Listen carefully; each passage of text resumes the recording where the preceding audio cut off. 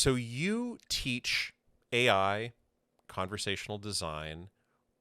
Are there unique challenges to teaching those subjects that maybe people who teach other technical or creative subjects maybe don't encounter? Yeah, I think one of the biggest things we have to teach people is the expectations you're introducing when you do move more towards a conversational interface. Having worked at Alexa, we were very clear like, oh, people really do think Alexa is like a real person who is in their house, right? And Hmm. and talk to her that way. Um, and so that idea, a lot of very technical folks often don't realize like people, when you have a conversation with someone, you're wondering like, what's their personality? How should I think about how I want to respond to this person? And if you don't give them a lot of clues as to who they're talking to, they don't know if they should be responding formally or informally, and all of a sudden they get real quiet. Like they're less likely to interact with your system if they're feeling uncertain in any way, right? So it's interesting how giving more cues about a system's personality, quote unquote, can actually get Uh-huh. people to engage more if they feel like, oh, okay, I've handled a situation with a person like this, or I should interact with them like this is a salesperson or a news announcer or an expert in such a Ah, topic, right? And we don't think that way when we're interacting with drop down boxes, the way we that's do right. with conversational systems. So conversational systems, something that I personally keep coming back to is the old text-based video games like Return to Zork and King's Quest, and I know, right? You're We're talking we my all language. yes. Okay, so you may know where I'm going with this, and that is so much of that kind of conversational interaction Yeah. because you are using it. Maybe Yeah. that's what that um, is maybe less about saying what you want to do or hmm accomplishing the task that you want to accomplish in that game, like unlock Move door, the go rock. north, right? That kind of stuff. And it seemed to me to be more about how is like the computer expecting me to say something hmm in a certain way to get the thing that I want. And like, did you have to, there are these like meta layers of, did the programmers of this game think that I might phrase this in a certain way? Because that, I mean, how many times in those text based adventure games have we come across like, I'm sorry, I don't understand, right? I was just gonna say, I was like, I still have trauma over move the stone. No, move the rock. What? Move the rock. You didn't Yes, know what I exactly. was Yes. talking Yeah. about? Yeah, exactly. So and I think that in the 90s and 2000s, that same problem was encountered in search, hmm trying to figure out like, okay, I have to now think like a search engine. My audience is a hmm search engine, and so I have to phrase my question or my problem in the form of of a search engine. It sounds like you're saying a very similar thing, except now we've reached maybe more of an uncanny valley type thing where now you're thinking not of like, well, okay, the programmers of this game, okay, search engine speak, but now it's like Alexa is talking to me. Is Alexa a salesperson? Is Alexa Right. an expert? Is Alexa a friend? Right. Yeah, it's so there's this overlap between there's two sides to the technology. In my technologist's brain, they break them up into two, right? There's the interface and how you interact with it. And so I consider conversational AI in that context more about the interface you're using, right? You Hmm. could still do search using a drop down box to select what you mean, right? The back end of how large language models have changed and enhanced search is kind of like this part two, and I think that's part of why ChatGPT made such a splash. Is it's doing both, right? One, it's interacting in a very familiar way that like everyone knows how to interact with, including kids, right? But it didn't have a lot of the Alexa problems of not getting the semantic meaning of what you were saying, right? Ooh. So a lot of people had experience with Alexa. Hey, turn on the backdoor light. Oh, I'm sorry, I don't understand. Oh, I meant the light, right? Like, or whatever I forgot to call it, right? You had to say the exact Yes. words in a lot of cases, Yeah. especially early on. What is the language the developers thought about? How do I think about how they developed it? The King's Quest Yeah. problem, let's call it. I'm going to call it that from now Yes. on. Yeah. Yeah. So, Yeah. this Exactly. idea now that we can take people's words and find the most similar like word for word sentence or even phrases that are similar meaning, like the cat lay on the mat and the feline rests on the rug. Now we actually have this, we don't have to think of all the possible ways words can be related, or, oh, wait, these are Yeah. synonyms that actually mean totally different things in different contexts. This takes care of all of those problems in the back end. And so people are using that without Yeah. necessarily putting a chatbot on the front end of it too, right? So they're kind of two different pieces of this same technology that work together. I think it's really cool. Huh. Sidebar. The notification stuff, Oh my God. it just I have had to silence so many things to a fault Yeah. where now I don't even know what's going on anymore. And people try to get a hold of me and they can't because there's just no way out of this like notification nightmare that we've created Right. That you're like, for you really ourselves. want it. The attention Yes, economy, exactly. man. We Oh, could it's go so on for frustrating. hours, I know. Yes, exactly. Exactly. But you don't want to get rid of my notifications. The other one, have you seen Yes, this? exactly. It's not happening here, but in some other interfaces, other people or me, if we do like a thumbs up Oh, bubble floats up. oh, yes. The worst part about that is that happens at the operating system level of all things. That's I'd heard this rumor and I was like, yeah, it's like really hard to Yes, turn off. And I was like, it is this really is hard to turn off. I horrible. had to like, I find myself having to Google how to shut things off and how to change settings more than just going to settings Right. these days. I don't know if this sounds like such a like kids these days kind of gripe, but No. yeah, Apple decided to add reactions at the operating system level Oh, independent of the video platform you're and I'm using, like, which is just completely inappropriate. the cynical person who's been in big tech is like, some VP somewhere had metrics on that. Like, how often do people Yes. use this or something? He got a big Oh, promotion it's out of it. so aggravating. Yes, I know exactly what you're talking about. And the first time it happened to me, I wanted to like close my laptop and walk away. Uh, I eventually figured it out. What happened It's to me, not I see intuitive. my therapist online. Ugh. She said something and it was like a thumbs up bubble floated and she's like, that is not professional and that is Yeah, not what I no, want yeah. happening. How do I And tell they them? also have their own video platform that they use for HIPAA concerns, Oh, and it even gets through there somehow. yeah, So, exactly. Yeah. yeah, Anyway. crazy. So ChatGPT and this world where it's having to discern semantic meaning, both to perform a task and also to answer questions Mhm. and all of this, like where do you see search and chatbots remaining distinct methods of discovery versus merging into one kind of like omni? I guess this is what Microsoft wants Bing to be. You're right.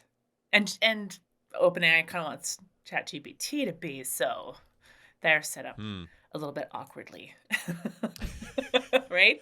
Like when are those two things going to find like Yeah. when is one going to go away and we just have the one thing that we do and that's like the new blank? And also, is that going to become a verb, whatever that thing is? Right. Right. I do find, I think what's the hardest thing to shift is people's behavior, right? And it's interesting. We underestimate that all the time. I find myself going like, I am not going on Facebook today. And all of a sudden the tab is open. I'm like, what happened? It's almost unconscious, right? When something becomes a habit. And that's why I'm not surprised to see that like Google has actually been pretty resilient in terms of everyone's like, oh my gosh, Bing's gonna tank them, or people are gonna start going to Chat GPT first. I think we still just have Google like in our fingertips when we go to be like, I need to know something. I don't consciously choose Google anymore. It just happens, right? Yeah, that's so true. So and that's why I'm intrigued by OpenAI's move with this custom GPT store. Is a lot of those GPTs that are on there are just someone's idea of what the best prompt should be. They might have some curated data behind them, but a lot of times people are Hmm. like, I've made the best copywriter bot or something, right? And I'm like, well, I could trust your prompt that I don't have a lot of visibility into, unless I hack them and understand what their prompt is. Or I Hmm. could just go to ChatGPT. My instinct still right now is still to go to ChatGPT first for a lot of those instances. I'm not going to go to the GPT store to sift through things. Or so it's always the adoption has to be like something has to be 10x better. So it has to be better to 10x better than ChatGPT. And right now, the discovery of like the best tool for my particular use case, that takes as much work as it does to kind of start and get going and probably get somewhere with ChatGPT on my Yeah. own. So it'll be interesting to see if we do see that diffusion of people using a whole bunch of different tools. I think the Hmm. tools that'll succeed at that will be the ones that really integrate into people's workflows really well. And that's again where you see Microsoft doing. Instead of necessarily going for Bing as the standalone thing, they're like, you're in Word and you're typing something. Why not do that research right in Word instead of going over to Bing and copying Yeah. stuff over? So this idea you mentioned it a moment ago. I want to come back to this, but before we lose track of this, like custom GPTs and the GPT store and all of that, you said that this proliferation of custom GPTs at its core is somebody's idea of the best prompt.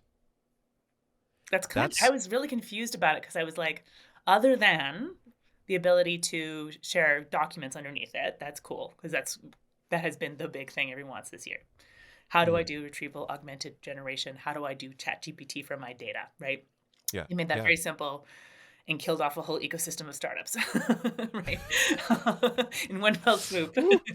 um, Wow. but a lot of them don't have any data under the hood. They're like, this is a prompt that took me a long time to figure out on how to be a Dungeons and Dragons D&D master, Hmm. or how to provide the best information on how to launder specific materials or whatever. Like they're so niche, Yeah. right? So someone has worked long and hard on a prompt for something, and instead of just sharing the prompt with their friends, they can put it in a custom GPT and share that link instead.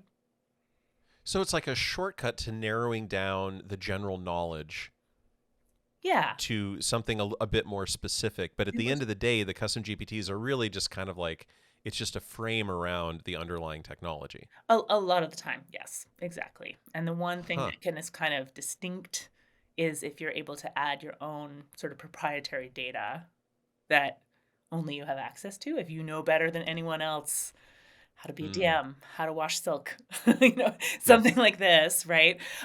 You can provide custom tips. Then you can build a Okay. GPT that And has cite your sources to potentially cite your to sources. knowledge that is vetted and you control. So Exactly. the state of play then at the moment for these custom GPTs is they they simplify the prompt, they simplify the scope of the knowledge and the requests that it's assuming it's getting. It Hmm. frames those requests in a certain custom way, and maybe there's actual proprietary useful information underneath that is supplied only that can only be found in that source by that GPT. Yeah, exactly. That you've supplied to it. Now, just I should warn people because I feel like there's not enough attention on this. It has been proven that these GPTs are very easy to hack, both in terms of exposing, hey, what is that curated prompt that took you hours to figure out to get ChatGPT to work the way you want, and even what is that third party data, right? So Uh, there's been I think not enough attention online to people. People are like, oh, I can upload the data, it must be safe, right? No, it is not. So if you are uploading data with like proprietary customer information or mm, any data that's like, hey, if my competitor had this, I would go to business, this is my secret sauce, then that's really problematic. I would not be um, uploading that kind of information without a bunch more security things in yeah. place. And there's other options that are maybe a little more complicated to build, but are a lot more secure. When okay, so you worked at Amazon. You were involved in Alexa for quite some time. Hmm. What how much of this did you see coming? How it feels like we went from the world of Alexa to the world of Chat GPT, and maybe just through the lens of like conversation design. Yeah. That changed. I mean, because it was what, November 22, right? Hmm. 2022 that Yeah. Chat GPT was released. Here we are 14 months later. It feels like we live in a completely different world, right? It's really Did crazy. did could you telegraph any of that at Amazon and working with Alexa? Was that kind of the vision that people were marching towards, or did this sort of like emerge seemingly out of nowhere? No, so it's interesting because I remember we were working specifically on generative AI, and we really wanted, there was definitely talk about the potential to disrupt search, right? Um, the question at Alexa really has been all along, how much do people want to do by voice, right? And it was like, oh, imagine, that if what are the kinds of things that our customers want to do? They want information not just about the latest news headlines, but what about like their high school sports scores or local municipal elections or like all these kinds of information requests that they go to the web for. Hmm. We were saying, how much more of this can we supply by voice? Um, and yeah, I think like certainly informally we had been talking about like, oh wait, if this works though, this is a new model. Like this disrupts SEO. Yeah. This disrupts anyone who's doing advertising online, right?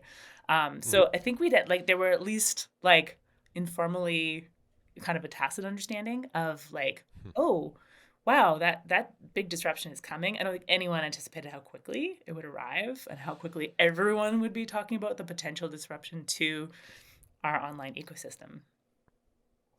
I was uh, I was on some call earlier today with some other agency owners. Somebody was giving a presentation about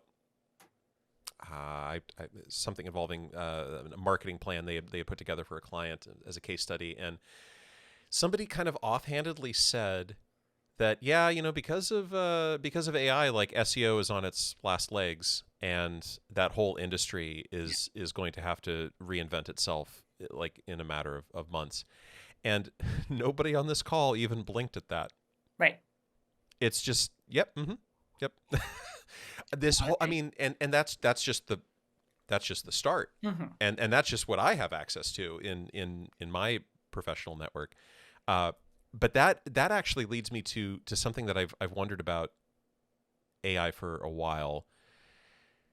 There's so much that we have been doing for, well, I mean, let's just go ahead and say that search engine optimization has been happening since the web Yeah. started. Yeah. So, here Exactly. we are 31 years later, 31 years later.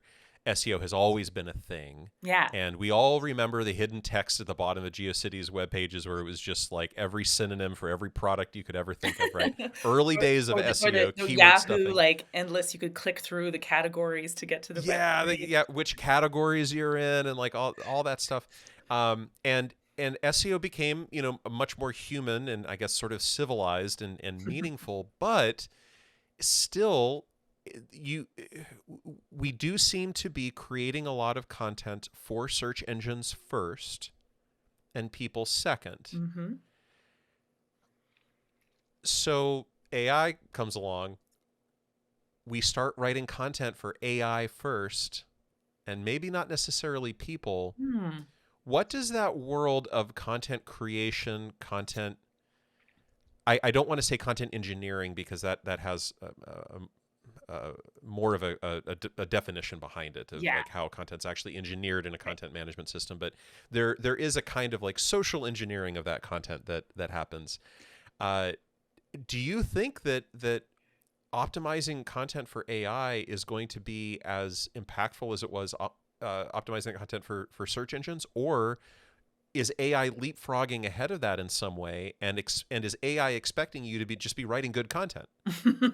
Right. I think there's like the utopian view and the dystopian view, right? And it's going to be controlled by like if there is a consolidation of search and chatbots under ChatGPT or Bing or something, right? There are people behind those systems who will get to make decisions of like, hey, we've got 16 relevant websites about this. How do we decide which one we attribute it to? Do we Hmm. attribute it to an order, right? Do people want to go deeper? Do we compensate people for their content, right? Oh, it never occurred to me that the result becomes attribution. I think so. I think so, right? That it's like where Okay. did you get this information? That's what will lend like some legitimacy and trust, right? Yeah. So a little bit I'm wondering if the existing ecosystem where you're like, "Hey, I trust something from the Mayo Clinic. over something I read on an old GeoCities website about my health, Right. right? Like that's where I think Google has a big advantage. I mean, Bing to a certain extent too, that they've been building up these webs of, hey, which sites do people trust, right? Right. Yeah. But it does bring Reputation. it down to Yep. like the lowest common denominator where you're like, more people trust this to be true. So therefore we're saying it's true.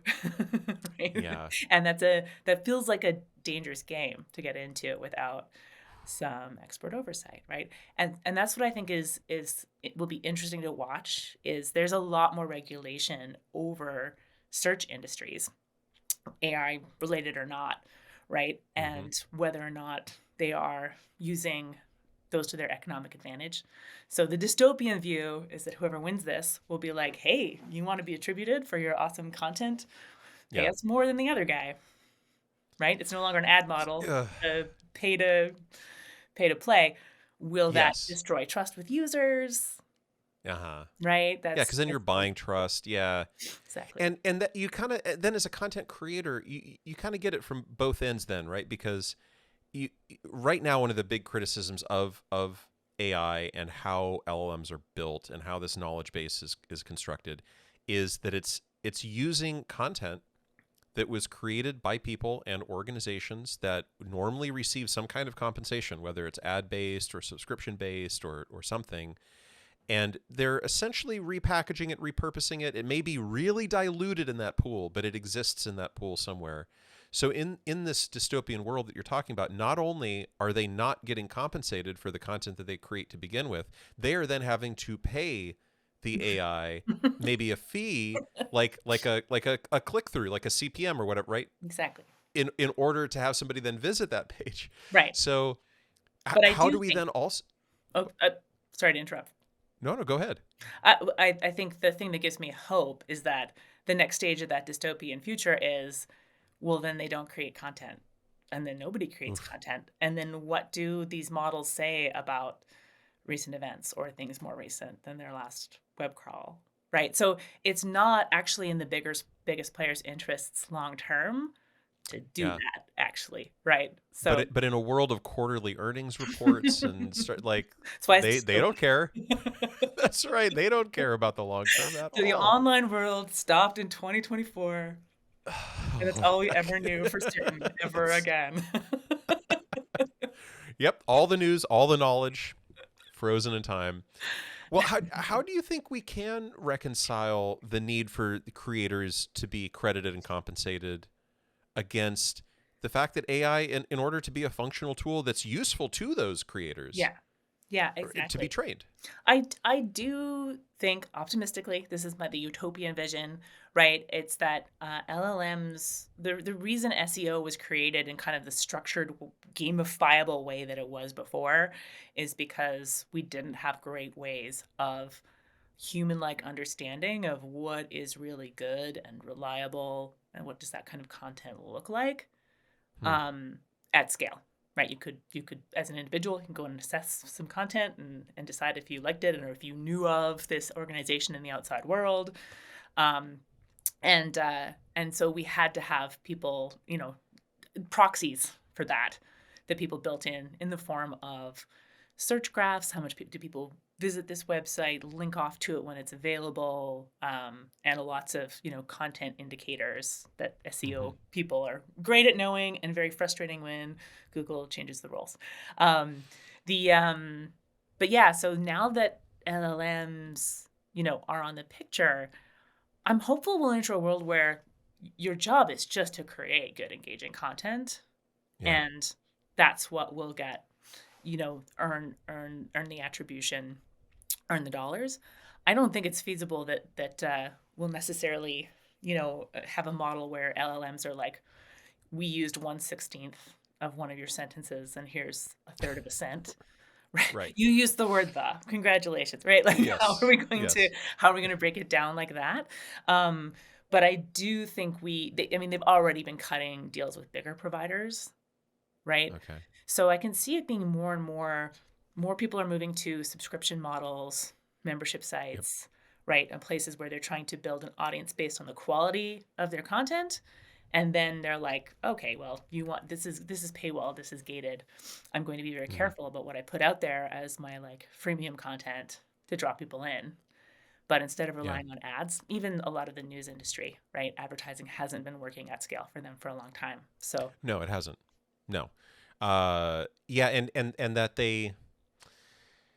they're in a real bind because that's kind of the only model left for them at this point because of expectations that were set early on and that kind of propagated through and the ease with which people can share that content without anybody getting compensation and sometimes not even attribution.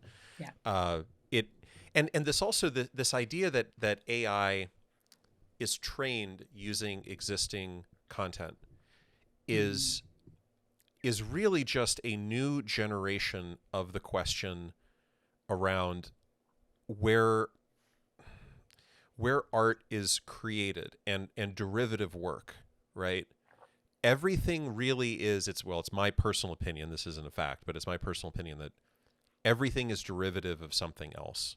Well, or hundreds or thousands of things. Yeah. And it's all just knowledge, like even the words I'm saying right now may be original to me in this moment, but I learned these words and constructed their meaning through other models that I learned over the many years of education and watching a lot of too much TV. And it's this philosophical debate about originality versus derivative work and where that meets commercial interest and how do you reconcile that. Hmm. There's a documentary somewhere and I'm blanking on the name, but it's about Taylor Swift, uh, and it's her relationship to derivative work and how she has and in some cases maybe has not been upfront about that and Mm. credited people and even brought them in commercially into the endeavor.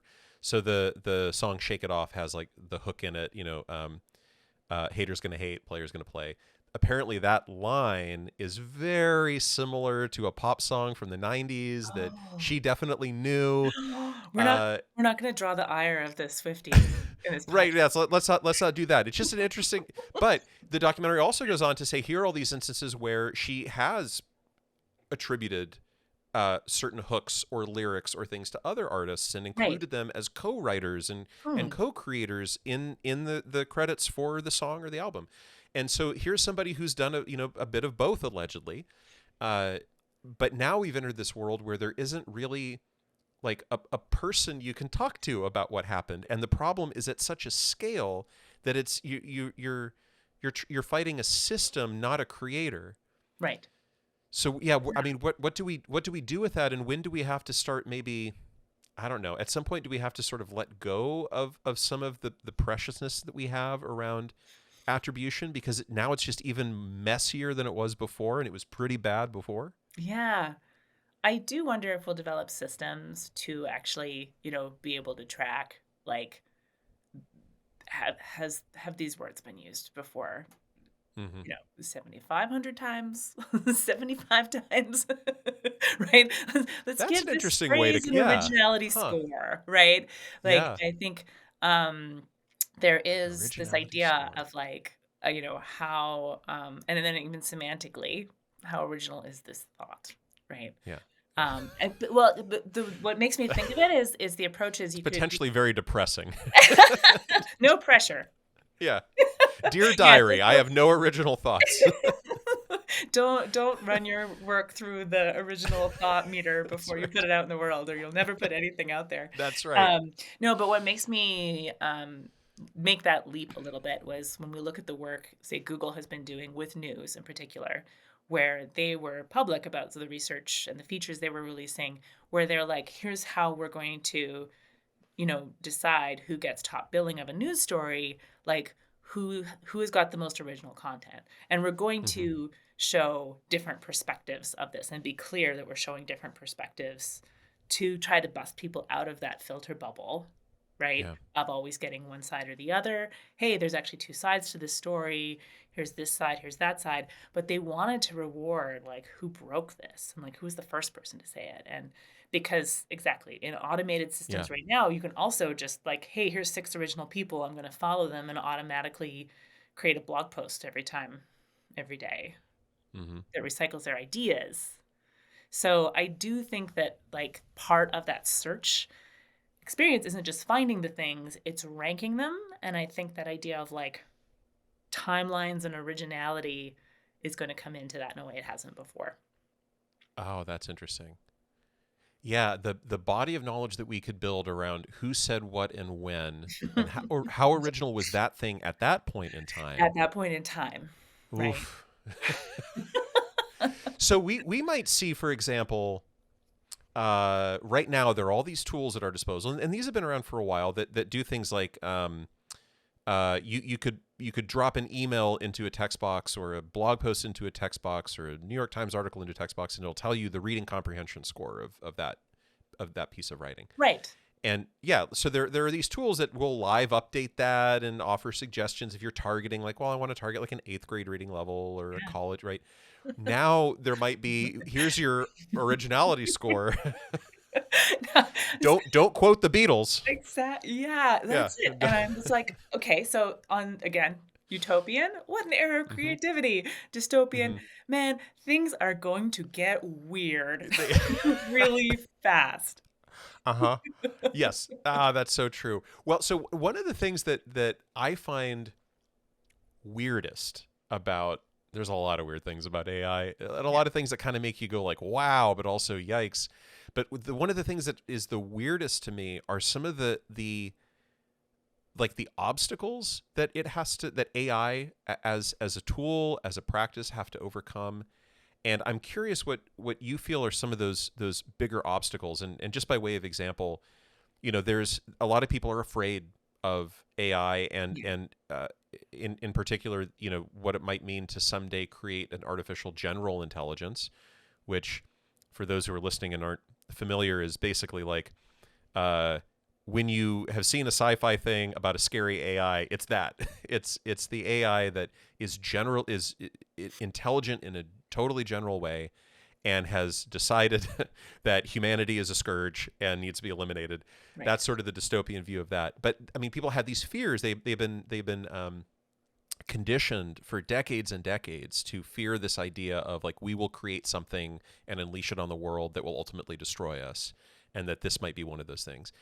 Then there's more practical obstacles like energy use Hmm. and the fact that when you actually break down what an AI does, like how is Chat GPT actually generating its responses, seems actually incredibly stupid because all it's doing and please correct me if I'm wrong, but my understanding is that to oversimplify what it's doing is it's just saying what is the next letter that I should Yeah. now, Yeah.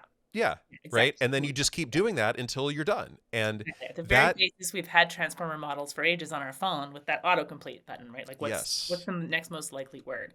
Obviously, Hmm. ChatGPT does a lot better job than like just hitting autocomplete on your phone, like those challenges over and over again, Uh-huh. Yep. because of the machine learning feedback they've done on top of that. But it's true. It's just like this is just statistically the most likely answer. Yes. Yeah, it feels like that shouldn't work. No, it doesn't, and it feels way over. Like, is our whole existence just statistically speaking the next logical thing That's that's where going you to happen? get to, Like, right? Where you're like, yikes! oh, but it sounds so human-like. Wait. Wait, yes, Is is that that all I'm actually? doing? Does our brain maybe work? I mean, probably not, but also maybe. It is Oof, yeah, it's not, the neural networks are, they're not, it's a poor analogy because it is a very, very simplified model, right? But it is underneath the hood, a neural hmm, network, neural connections is modeled after the brain, right? So at a certain point, wow, you're like, oh, am yikes! I just predicting Yeah, what yeah. here? Yeah. So these obstacles, like what from your perspective are some of the biggest obstacles that AI has to overcome in order to, I don't know, just be really like practically useful. Yeah. And there are commercial obstacles. There are processor obstacles. Like what do you think? Oh man. The the first one I think you nailed really is like the fear, right? I have been very interested uh, in making sure that a broader segment of society is getting to participate in the innovations brought about by AI. So I'm really excited that like you can do so much more with technology just being able to speak English than you could a year ago. A lot more people Yeah. can use this to build really powerful things. That's so cool. Um, but I do see a lot of people who do systems integration or are trying to like get adoption in their enterprise is they're like, man, I hadn't realized how much I really need to talk about safety and responsibility and like whose data are we using, because we forget if people think something is immoral or dangerous, they will have a resistance to it, Mm-hmm. right? And it might even be unconscious, right? But it just will Mm-hmm. be that more likely to that much more likely to reach for Google instead of ChatGPT. If you're like, I heard this cool new thing and I've heard it's better, but I've also heard that they steal people's data and privacy and security concerns. One is just easier to stick with unless you remove those barriers. So I think education and more people just getting hands on with it. I remember there was a great quote from Sam Altman when GPT-4 was released that he had said, the model is still much more impressive on first use than it is after you've used it for a couple of hours. And you Mm. realize like it impresses you less, but also scares you less. You're less afraid this thing is going to take over the world once you kind of have So all the evidence. edges get worn down. Yeah. Yeah, exactly. And it's not that like we shouldn't be conscious and aware of the directions that it's taking. And there are things that we should be monitoring and considering, and there's, all of our efforts in legislation and even internal companies having their own governance rules around it. Great stuff. But I think too many people are seeing this as like, this is going to supplant me, this is a threat, or it's immoral or dangerous, when I think those aren't the fears I have are much more what you touched on, the very practical things that are like, I'm not worried about it taking over the world someday yet. I'm worried about the fact that no one can search for Taylor Swift this weekend on Twitter because there were deep fakes of her in compromising positions. Mm. And Mm-hmm. and Yeah. I mean, it's not just that it's happening to Taylor Swift, right? It's happening, Right. that can happen to anyone now. And We know about it because it's her. right, But exactly. And I was yes. just Yeah. talking to some fellow members of my co-working space who were like, "Wait, so I don't have to warn my daughter about like, hey, don't send nude pics anymore because they could just make those up." I'm like, "Yeah, Yeah. great." Yeah. Cool. Great. Cool. But but like that's a real like these deep fake voices, the Yeah. phone calls the robocalls from Biden, the fraud that's happening of the elderly where people sound like their kids. Like I. these things all existed. They were just orders of magnitude harder to do and required Yeah. orders of magnitude more Yeah. sophistication to do. And now these tools are kind of out there. And like a little bit the genie's out of the bottle, right? Oh yeah. So so that is just so much more concerning to me than like the Skynet future thing. That's I'm like, yeah. let's talk Isn't about it? the things Isn't that's it? happening right now. Yeah. Isn't it funny? And by that I mean like lowercase f, not really funny, but kind of thoughtful. That the fears that we have about certain technologies are in many ways justified, but they always wind up being so much more mundane. Right. It's Yes. it's never the fancy sci-fi flashy thing that's scary. You should still it's still scary, but it's scary because well, now they're gonna fake voices and intimidate and defraud the elderly. Right. Okay, like that is scary and that is bad, but it's also not the war games Matthew Broderick kind of future that we feared. Yeah, and one of these is much more likely to draw headlines and movie plots and like Yeah. capture our imagination and our attention, right? And one of these is like hurting people right now. Yes. That's that's right. And so it's yeah, it just becomes that much easier to overlook. Um well, but before we go on to some sunnier things, I'm curious where you see generative AI and AI content creation heading. What is a human creator's relationship with AI going to be? And and I guess I'm asking that from a really practical perspective, Yeah. not like what it should be, but like what it probably will be. How are Mhm. we going to be using these tools in the next year, Right. and looking beyond that? What is that going to look and feel like? I so I'm not like a massive content creator, online or anything, but I've found it in my course development.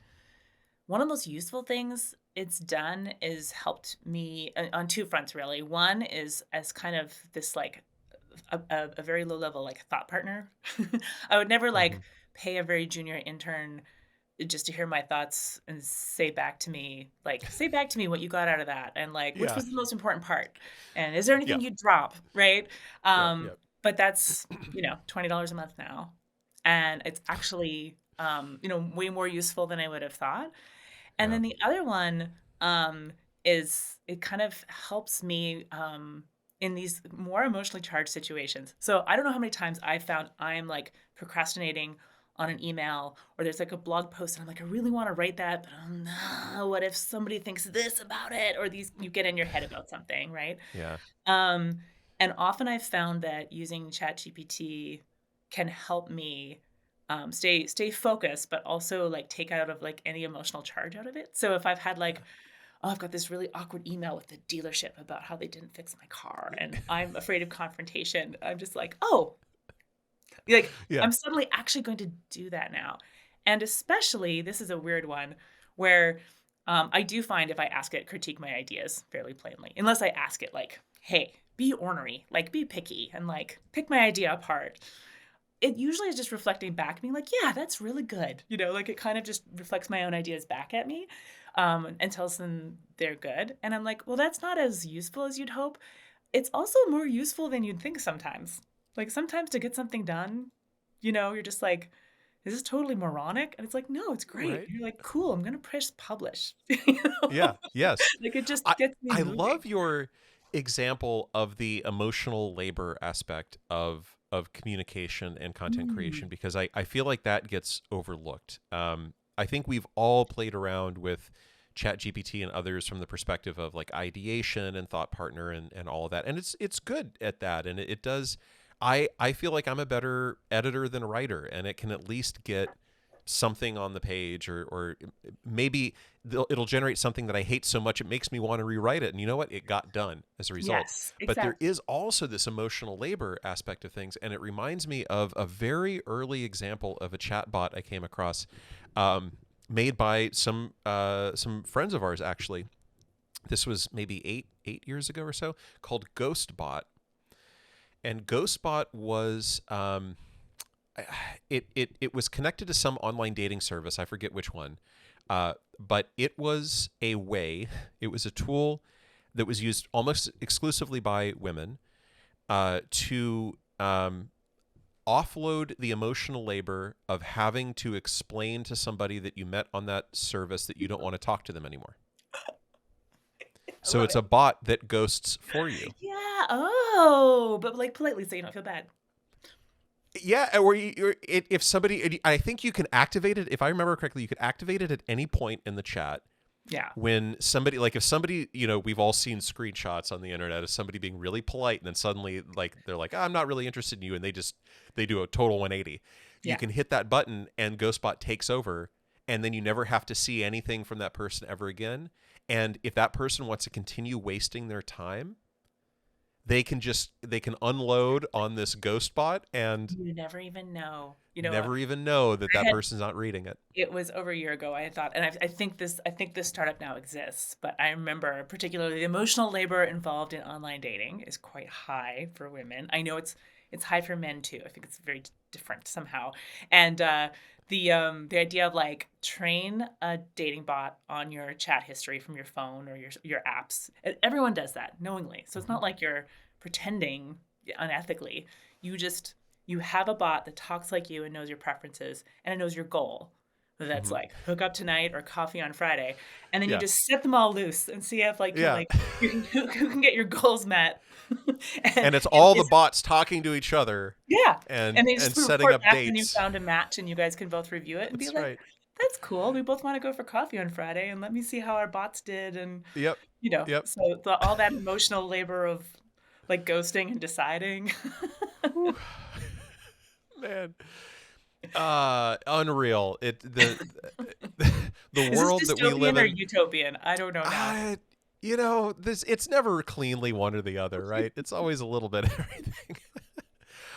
This has been just super fascinating. Thank you so much for your time.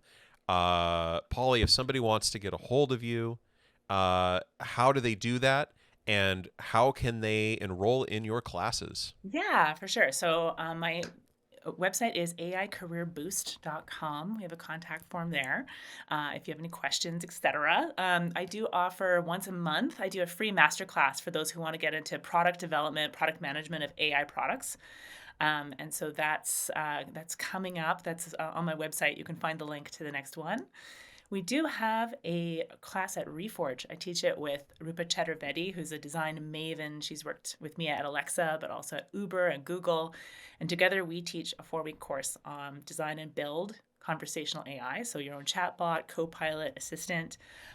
We go through all the aspects from the business and use cases through design considerations for conversational AI through to the technology from getting a first prototype or MVP up without any code to what you'll need to think about longer term if you want to make an enterprise bot for production. And we get hands-on during that course of actually building your own conversational bot. It's really fun. And I do 8-week boot camps for professionals who really want to pivot into careers in AI. So I'll be talking about that in my masterclass. Feel free to reach out if you have further questions about that. Cool. And I did, just to also plug your masterclass, I signed up for that myself as well. I have been tasked at my job to come up with a 3-year roadmap of how we're going to be using AI for our clients' websites and our workflows internally and all of that.